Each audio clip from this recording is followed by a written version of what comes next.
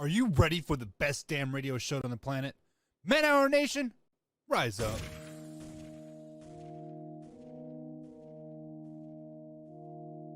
You don't want to be every time, no.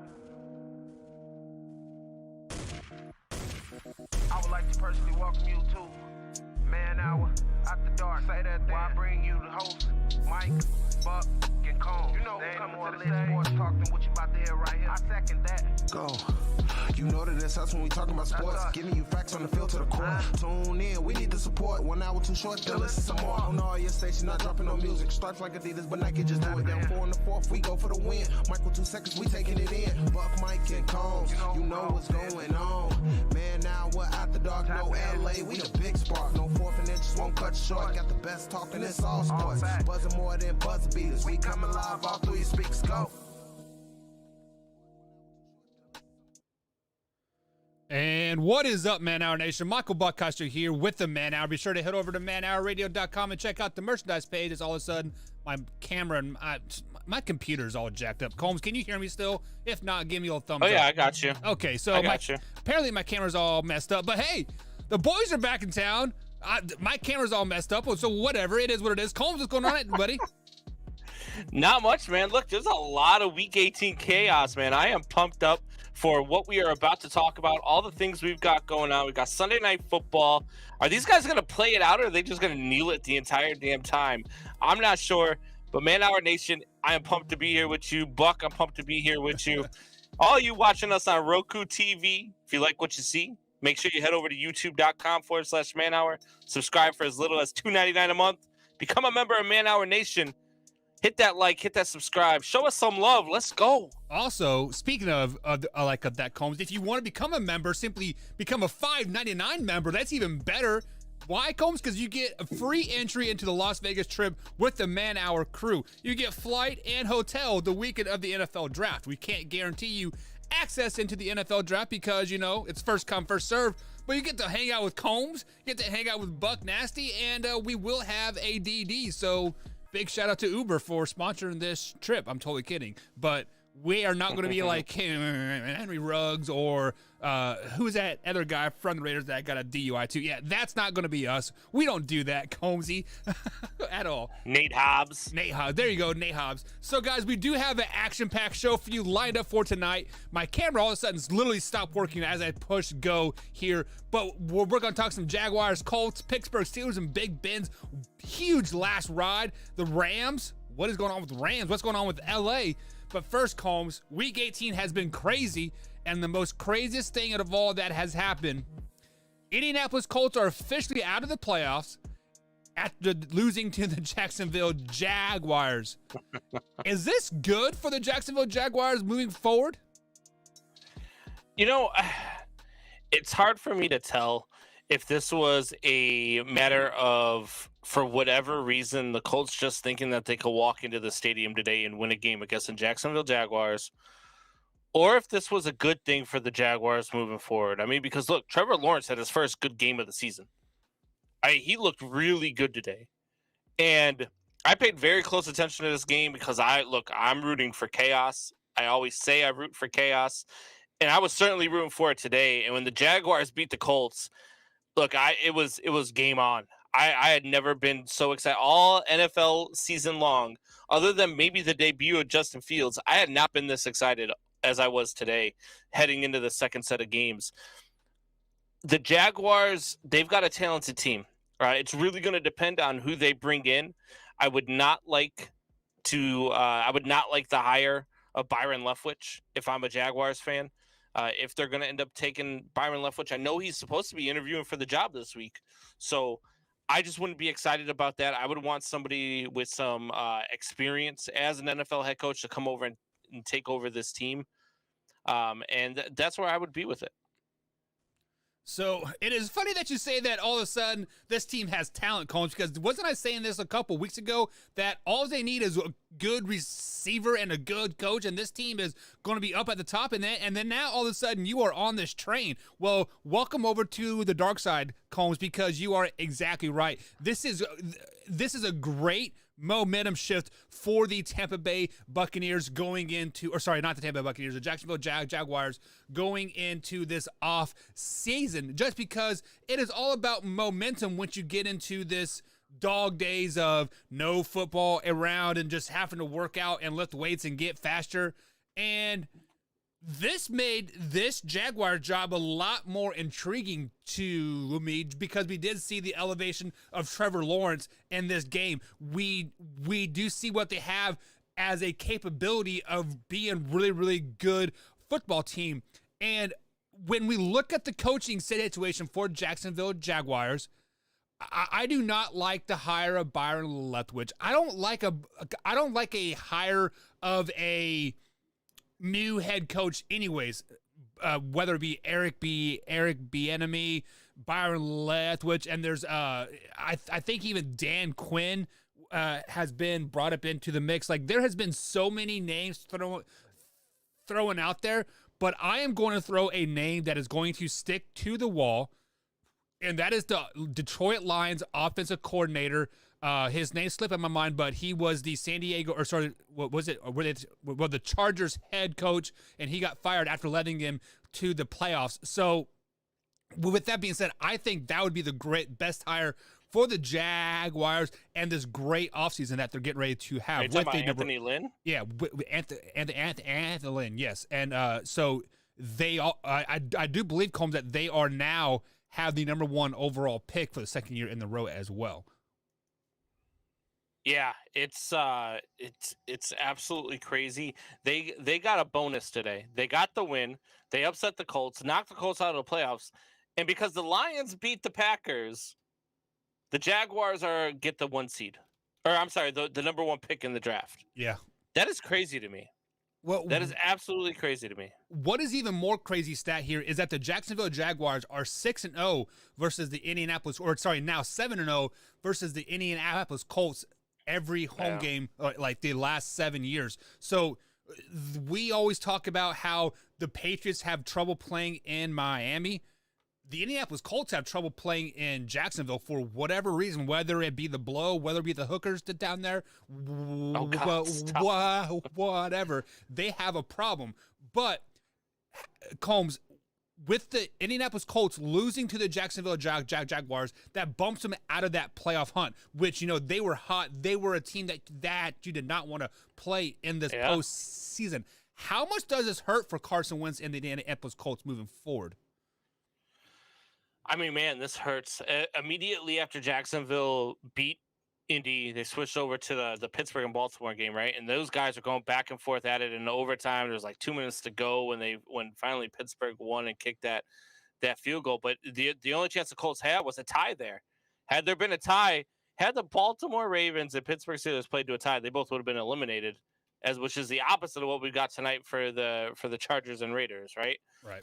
But the Jacksonville Jaguar, or I'm sorry, the Indianapolis Colts, they just I don't know what they've got moving forward. I really don't. Look, I'm not a big believer in Carson Wentz. I'm not a big believer in what he brings to the table. So if I'm in Indianapolis, I probably make a quarterback my number 1 priority this offseason. And I was kind of thinking that same thing, Combs, just because, well, first things first, do not get this twisted. I do think Carson Wentz is a top 15 quarterback in all of NFL, no matter what team he plays on. So we come to the controversy here because Carson Wentz had 2 sprained ankles earlier this season, right, in the same game. And then didn't he miss a couple games with COVID as well? I can't remember for sure, but he missed 3 or 4 games this season. So do you chalk that up to be like, hey, you know what? Maybe Wentz needs a full season to really wrap his head around here in like Indy. And I don't think that is going to be a question for the Indianapolis Colts moving forward. I think the Indianapolis Colts are definitely going to look for a quarterback in this offseason, whether it is already on the team. They already cut Jacob Easton, which I think he is on the Seahawks now. But who is the Texas quarterback that they got, Combs, freak, what is his name? But yeah, The Texas quarterback? yeah, the Texas quarterback that they drafted in like the 7th round. Oh, God. I'm so bad with names, too. Yeah, well, was it Sam Ellinger? Was that the guy's name? Yes, I think maybe. Ellinger. Yeah. Yeah. So I think we might see a Patrick Mahomes in the making with Sam Ellinger. He got to sit the bench for a year. He got to learn how to be a professional quarterback, because that's exactly what rookie quarterbacks need to do, is learn how to sit, learn how to play the game, learn how to process the game, and then execute. And Davis Mills is the Houston Texans quarterback, by the way. Yeah. And look, we're going to talk about him a little bit later on. I'm kind of impressed with him. But yeah, look, I don't know what the Colts are going to do moving forward. I think that they can stand pat with, a lot of stuff that they've got going on, maybe a change at quarterback. I don't think they need to make a change at head coach. I don't think they need to make a change, very many changes on the offense. They had a problem early in the season where they just weren't healthy. Yeah. And that's ultimately what cost the Indianapolis Colts from making a playoff run here. Shoot, they started with 0-4, right? Or 0-5 even. I can't remember. Yeah, it was pretty bad for the Colts early on. The injury bug, then the COVID bug. There were a lot of things that bit them early. But they are a team moving forward that I think that I really do. I think they're a quarterback away. I don't know about the Sam Ellinger thing. I don't know if Sam Ellinger is really the piece, the missing link there. I think that the missing link might be a guy that is in Houston right now. Ooh, so you're thinking that they make a trade for Carson Wentz for Deshaun Watson or for Davis Mills? Carson Wentz for Deshaun Watson. Deshaun Watson's going to get traded this offseason. Yeah, he is. It's just a matter of where. I think Davis Mills is the future there in Houston, but I think that Deshaun Watson is on his way out the door. I think that Indianapolis is a good landing spot for him. There's probably quite a few good landing spots for him, but Indianapolis, that makes them a Super Bowl team. Really? Yeah, 110%. See, and I do like Carson Wentz, and I like him a lot, but I just don't think they have a patience to let Carson Wentz develop for another year. But speaking of patience here, Combs, Ben Roethlisberger has been patient. He won a Super Bowl very early in his career and hasn't done so since. But the Pittsburgh Steelers they won today, and barring a tie, tonight's game versus the Chargers versus the Raiders, which we'll be talking about that later in the show. Actually, we're going to, you know what? Let's go ahead and talk about that right now. Should the Raiders and Chargers, pending, backtrack a little bit, Combs, backtrack. This Sunday night football game here is basically, if you win, you get into the playoffs. However, if it is a tie, both teams make the playoffs.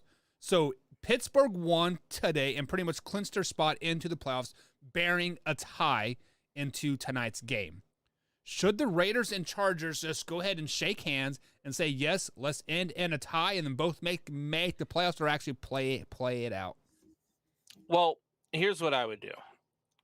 I would have a gentleman's agreement to, look, we're going to play this thing like it's a Pro Bowl. We'll actually make it look like we're trying to play. We'll throw a few bombs downfield, but we'll go back and forth with it. And let's end this thing in a tie, and let's both make the playoffs. I would have that gentleman's agreement.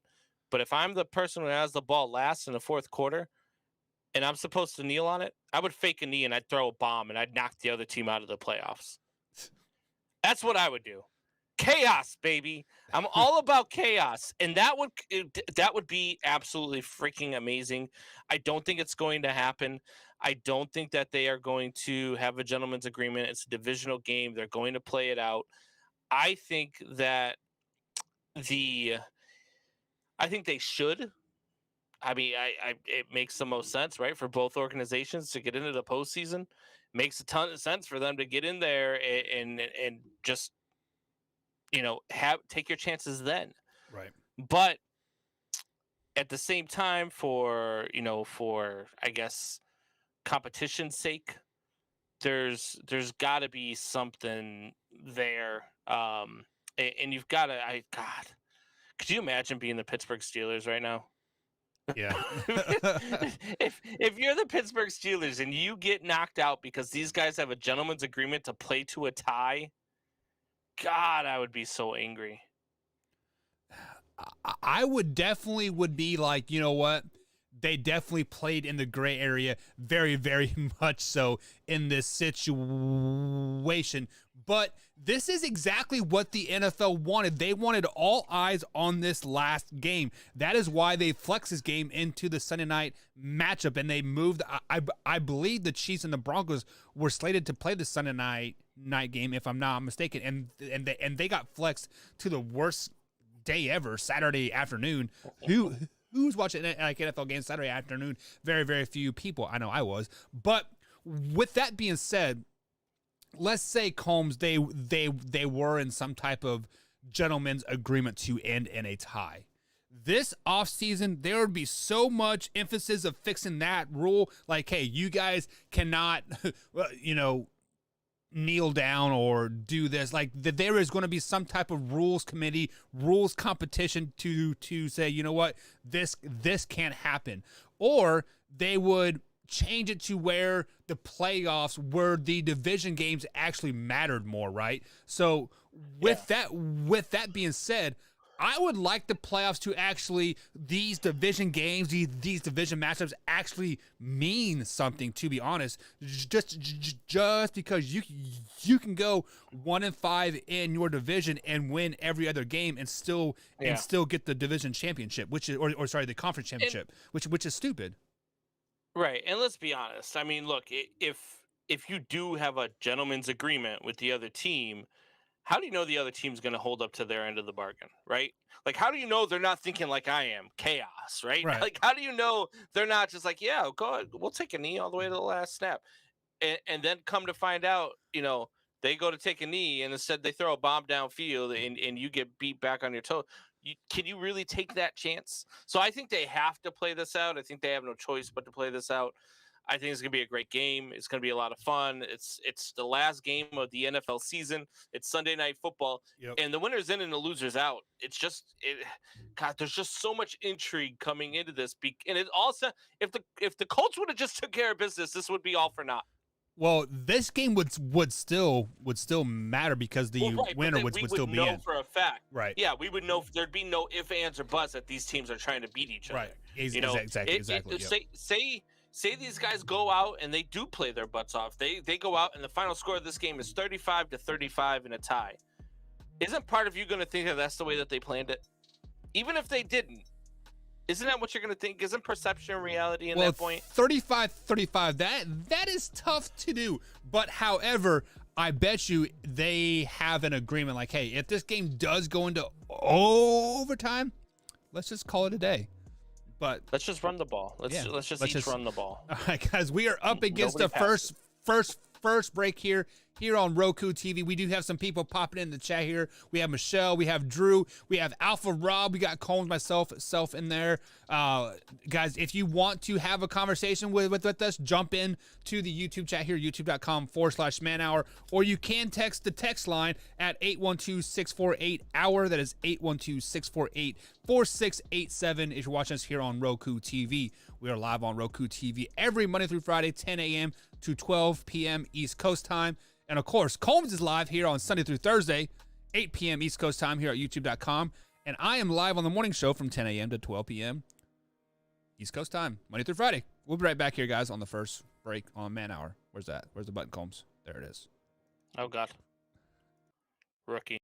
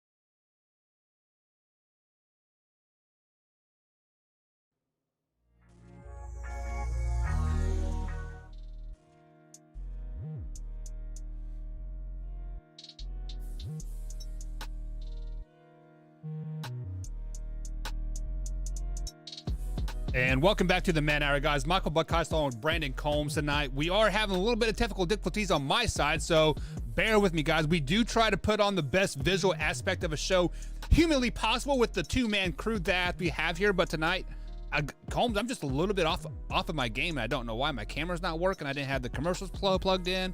Nothing, man. Sheesh.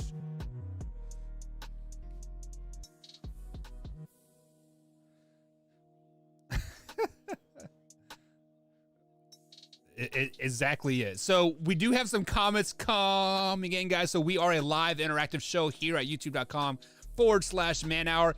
And Offer Rob says, Bill Mafia in the house. And then he says, how about them Bills' #1 defense today? 9 sacks. You guys were playing the Jets. Calm down, Rob. Calm down.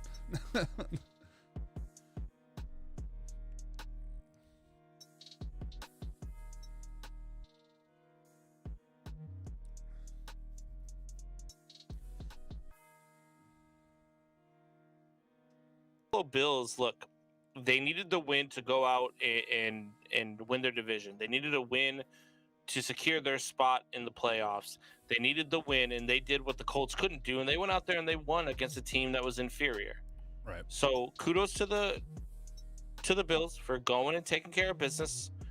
Kudos to the Bills for everything that they got. They've got and they said you got me muted right now. No, you don't. Drew just started But- hearing. So the Bills are the team that I picked to represent the AFC in the Super Bowl. And I'm not backing off of that pick. My picks are still alive, and I still feel good about my picks, even though it's the Bills versus the Cardinals. I still feel good about my picks. Yeah, so let me ask you this question, Combs. Did you watch that? Did you at least get to watch the highlights of that game? That play, yeah. So that play by Josh Allen where he broke like 2 potential sacks and he was getting sacked and he like jumped and threw the ball into a touchdown for, I believe it's to Stephon Diggs. That was by far one of the best plays I have seen in a very, very long time. That was a man's throw, and that's why people love Josh Allen, because he is a beast and cannot be brought down very easily. So I will give you that, Alpha Rob. Your boy Josh Allen will be the reason why you guys make it or don't make it to the playoffs. It won't be the defense. It won't be the receiving core or coaching staff. It is all Stephon Diggs, Josh Allen, if they make it. I see you out there, Alpha Rob. You say about the Jets who almost beat Tampa. Look, you could say that about anybody. Look, the Detroit Lions. The Bears must be the best team in football then. They were 2-0 against the Detroit Lions this year. And the Detroit Lions just beat the Green Bay Packers. Yeah, I told you. You really can't go by that logic because it's any given Sunday. You go by what the teams do. Look, the Jets absolutely could have beat Buffalo today. It could have happened. We watched it with the Jaguars in the Colts. Yeah. And so there's no given, especially this year in the NFL. There's absolutely no given. And the parity in the league is absolutely insane. These might be the best playoffs we have ever seen. The playoff matchups in the first round of the NFC that are already set are insane. You got the Rams and Cardinals. You've got the Cowboys and the 49ers. I mean, just two, first of all, a division rival. Then you got the Cowboys and Niners who just hate each other. Yeah. Hello, 1994, right? These are going to be some great, and both of these teams their fan bases love living in the 90s still. Yeah. These are going to be some fun games to watch this next coming weekend. And I just realized this weekend we've got a Monday night wildcard game. Yeah. First one ever. That's stupid. I'm sorry, but that's stupid. Yeah, because now you got a wildcard team who goes in, and it could even be a division winner, whoever is playing on that Monday night game. They play on Monday night and then have to play on whether it's Saturday or Sunday the following week. It'll be a Sunday. In the divisional game. It'll be a Sunday game. Says who? It depends on who you're playing against, the 1 or the 2 seed, right? The competition committee probably say, you know what, this will be a Monday night or Sunday night game. Then the competition, if I'm the winner of the Monday night game, why am I the only team that only has 6 days of rest instead of 7? Like, it's to me, I just don't understand. It's all about the old mighty What they dollar were at the end of the day, Combs. Would you rather have a wild card game on Saturday morning or Saturday afternoon at 1 o'clock, or a Monday night game? I'd rather have a Saturday tripleheader and a Sunday tripleheader. It's the playoffs. That's what we have every single freaking year. Wow. Every year until now. That's what we have. And so now we got a doubleheader Saturday, tripleheader Sunday, and 1 game on Monday. It's stupid. Well, it is time to get into something else, Combs. It's time to get into the best segment of the week. Are you ready? It is. It is the best segment of the week. I am always ready when it comes to way or no way. No way. Yes way. All right, so this is our favorite segment of the week. This is way or no way. Guys, you guys know how it works. I come up with some topics. We tell you whether it's a way or a no way. Simple as that. You ready, Buck? I am always ready, bub. All right, guys, play along in the comments. Way or no way? The Rams will win the NFC, and the Chargers will win the AFC, and 2 teams will host a home game in the Super Bowl. I don't even have to think about this. No freaking way, because for one, we saw the Rams struggle Sunday night, Combs. Like, for whatever reason, they do not play well at home, and they will have a home game in the playoffs, and they're probably going to lose that home game in the playoffs just because I heard that 49er crowd, and I thought we were at Levi Stadium there, Combs. Like, I thought the San Francisco 49ers were at home. Hell, the Rams had to go silent count in the fourth quarter because the 49er crowd was so loud. There is no way that the Rams will not win a playoff game, let alone make the Super Bowl. So no way that we are going to have a Charger-Ram Super Bowl, 2 home teams. No, not going to happen. All right. I'm also going to go with no way because I don't think that the Chargers or the Rams are going to be there. I think both teams lose in the first round. If the Chargers even make it, they still got to win this game tonight in order to make it. I don't think the Rams are going to get past their first game. Like you said, they struggle at home, and they're playing against a team, the Arizona Cardinals, who are much better on the road than they are at home. They're 8-1 this year on the road.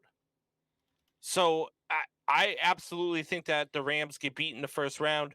I have the Cardinals in the Super Bowl. I'm sticking with my picks, so I'm going no way here. No way. Yes way. That last guy kind All of right, sounds Bucks. like Trump. No way. Well, that's George. That's George Carlin. Yeah. He was sounds drunk like, all the time. No, Trump. It sounds like Trump. Oh no, it was George Carlin. I love that guy. But anyway, sticking with playoff theme here, there is no team in the NFL that is a favorite in this postseason. Way or no way? Ooh, in the whole entire playoffs, there's no favorite team. I mean, hindsight, yeah. I mean, there is no favorite because even if you look at the Kansas City Chiefs, they are, back-to-back Super Bowl appearances here, and they were clicking on all cylinders. They played a tough Broncos team and they did come out on top with a defensive touchdown, which is crazy for the Chiefs, right?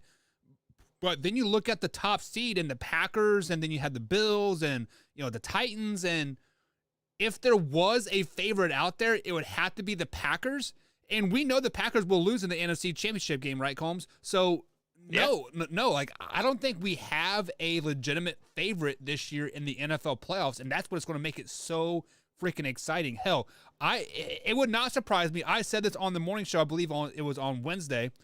I said, what if the Steelers make it into the playoffs as that 6 or 7 seed, and Big Ben makes a magical run and win a Super Bowl just like what he did for the Bucs in 2005? That's what's going to happen. Yeah. Steelers are the favorites. Let's be honest about that. Yeah, it's absolutely insane. I wouldn't have a favorite in any game by more than 3 points in this first round. Not one. Not even Tampa Bay versus Philly.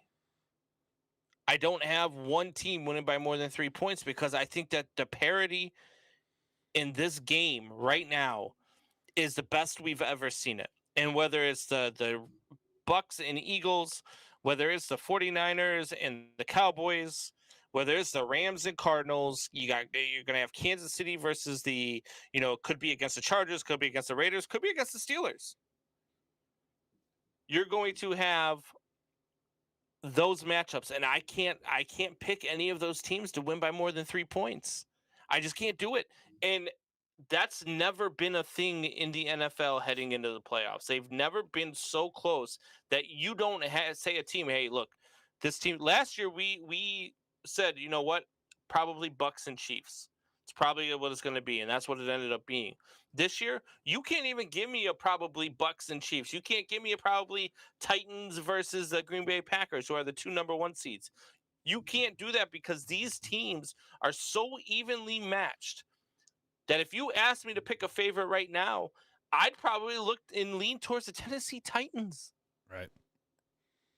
And that's a team that has shocked the hell out of me. When they lost King Henry, I thought their season was over. I thought their season was kaput. I thought they were going to be just like the Ravens. I thought they were going to find a way to bounce out of the playoffs after starting out the season so hot. It's either 8-1 or 8-2. And King Henry goes down. I thought they're done. Not only do they still hang on to the number 1 seed in the AFC, now they get King Henry back. So as much as I don't think that there's a favorite in the league, if you forced me to pick one, I would go with the Tennessee Titans. And if you force me to pick one, I'm going with the Dallas Cowboys.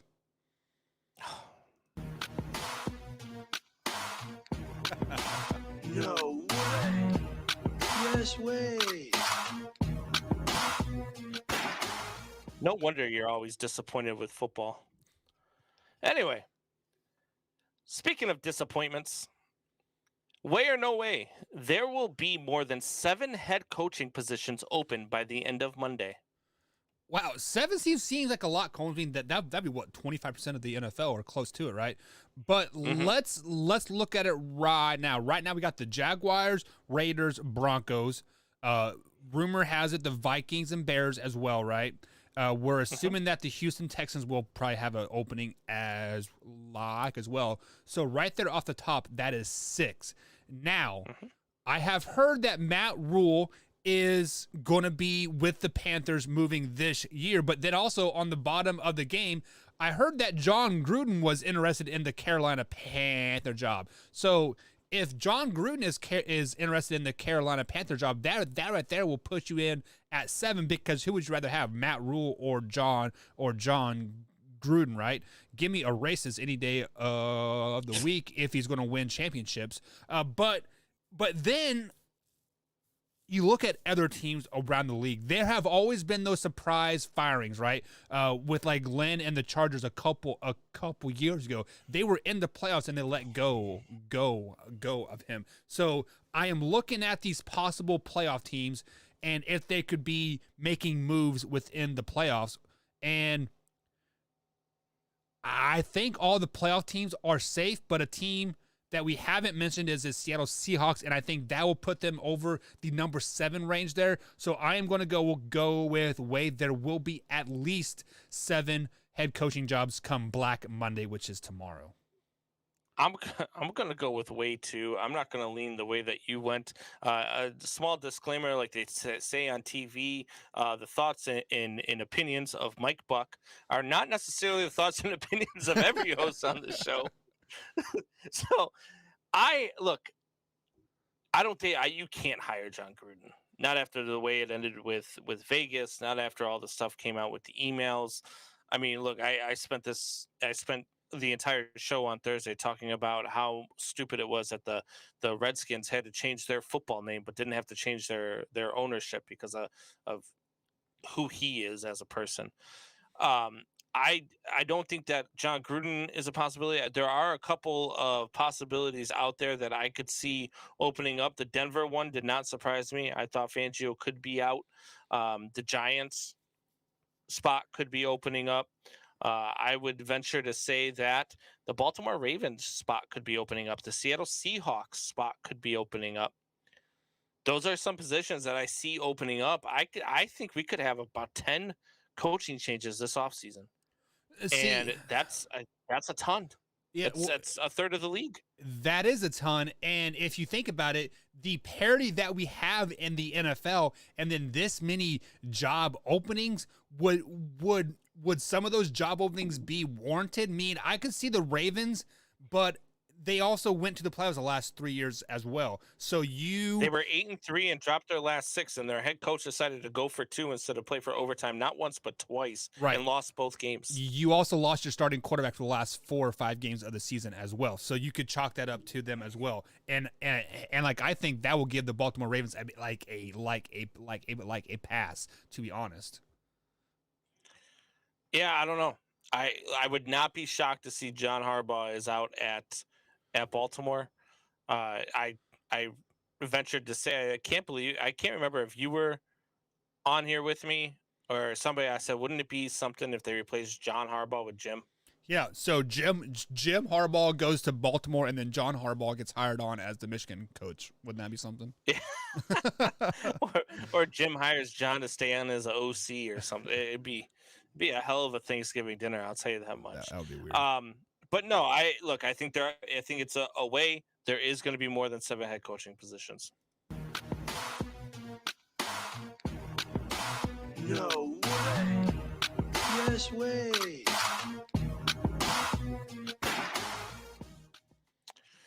So last one I got for you here, a little disclaimer. I did write this before I saw the ending of the 49ers game. But I'm going to say the Saints are the biggest surprise in the NFL this season.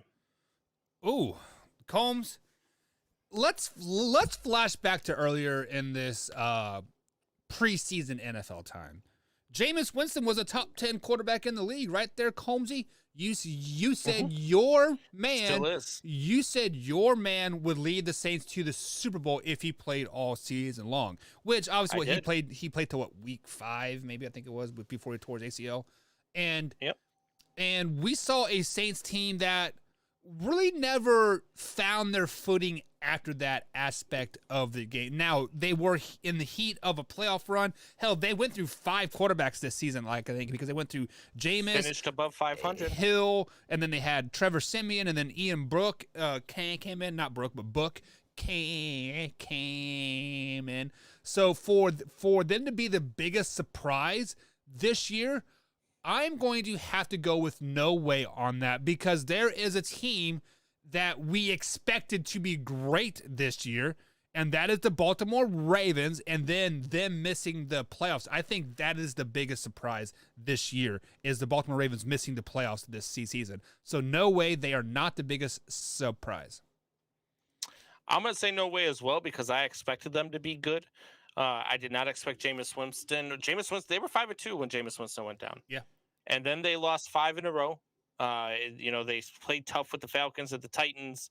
Then they got their nose rubbed in the dirt by the Eagles, Bills, and Cowboys before winning 4 of their last 5, including a game in Tampa Bay.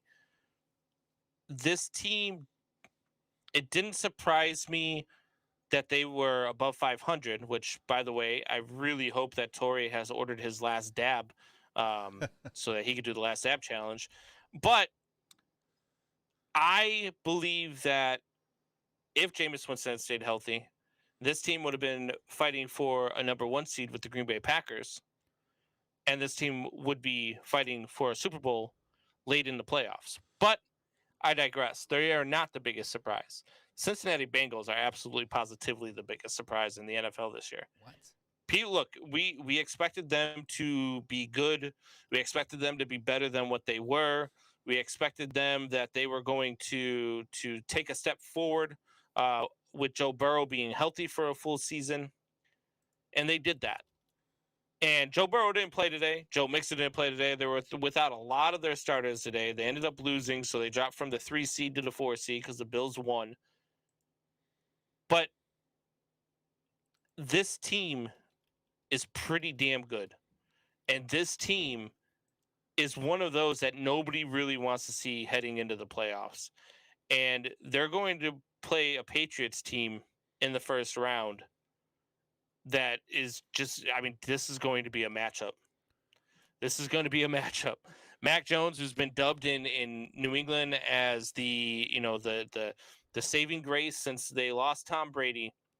And then you got Joe Burrow, sorry, not Burrows, Burrow coming in. And look, Joe Burrow to me was the best quarterback in his draft class. And he's about to prove it. And I think that they're going to beat New England. I think that Cincinnati is going to make a deep run into these AFC playoffs. So I am not one to challenge your opinion just because, you know, it is your opinion. But did you not say that the Cincinnati Bengals were pretty damn good with Joe Burrow on the field last year, and they were making big strides, and you expect him to be good this year? He was 2-7-1 last year, I do believe. So he was like he played over half the year. No. So are you out of your mind? yeah, he was 2-7-1 as a starter last year. Joe Burrow, it was not week 9 when he got hurt. It was earlier than that. I'm looking at the record right now. He was 2 wins, 7 losses, and 1 tie last year. This year he was 10-6 as a starter. So with that being said, didn't we all sit here and say that the Bengals were going to probably win that division this year? And we expected them to be in the playoffs and maybe a Super Bowl playoff hunt? No, I don't think anybody picked them to. I don't think anybody picked them to win the division. I don't think anybody picked them to be in the playoff hunt. I mean, I'm pretty sure we all picked the Ravens to win the division. I picked the Browns, I'm pretty sure. I'm pretty sure. Yeah. Which well, is you know what? I picked the Ravens. I picked the Browns to be better. I didn't even have the Bengals in the playoffs. Really? Okay. Oh, No. so okay. Mean like that feels like such a long time ago, even though it was like 3 months ago. But damn. But yeah. So, Bengals were most improved. I mean, they went from Joe Burrow went from 2 wins to 10 wins. So I mean, that's definitely a huge jump, and he could have probably easily got 11 wins if he would have played this week. But Combs, we are up against a break, and let's go ahead and jump into the comments here before we go to the next break here. Drew says the Giants said they will be sticking with Judge, which actually we should, because this is Joe Judge's first year, right? So it's dumb to fire a first-year head coach. It depends on who you have to take over. Is it dumb to fire Joe Judge if you can go out and you can entice Jim Harbaugh to come? Is it dumb to fire a head coach like Joe Judge if you can go out and get the right guy to lead your team for the next 5 to 10 years because Joe Judge probably isn't that guy? I don't know. I mean, there is a reason Joe why you Judge pulled him. immediately enters next season on the hot seat.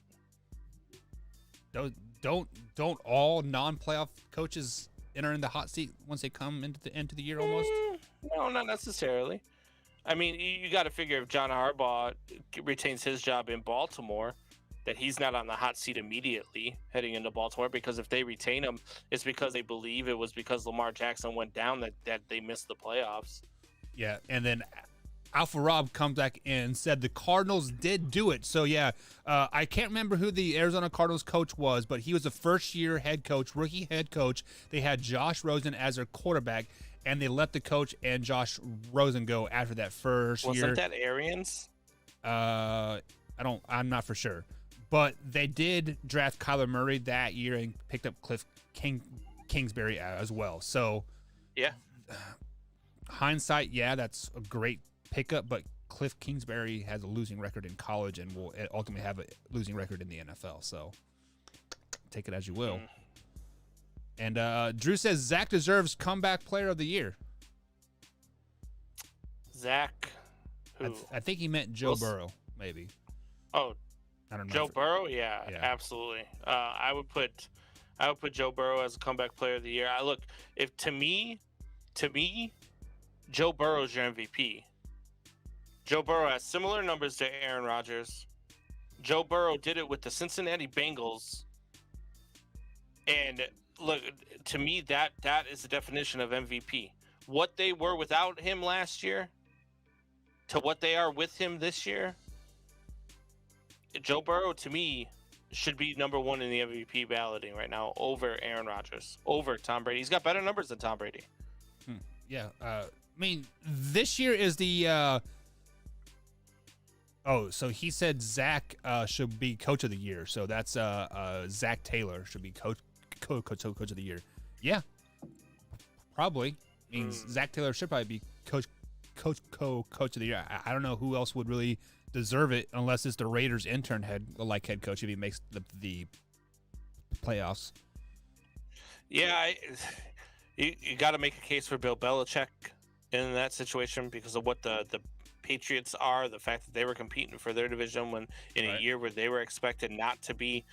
You've got to look at, you got to look at the. I'm trying to think of teams off the top of my head. You got to look at the Chargers head coach. You got to look at Sean McVay a little bit. I would also look at Sean Payton. Look at the job Sean Payton did. I mean, he still had his team at 9-8.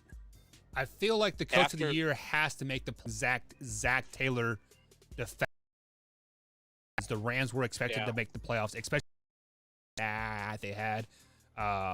Chargers don't make the playoffs. I think that kind of cancels out their coach as well. So I mean, like I think Drew's right. I think Zach Taylor does get it at in the end. Okay. But all right. You know who is not going? Dan Campbell. Me. Dan Campbell. Dan Campbell. All right, guys, we are up against the break, and we'll be right back after this.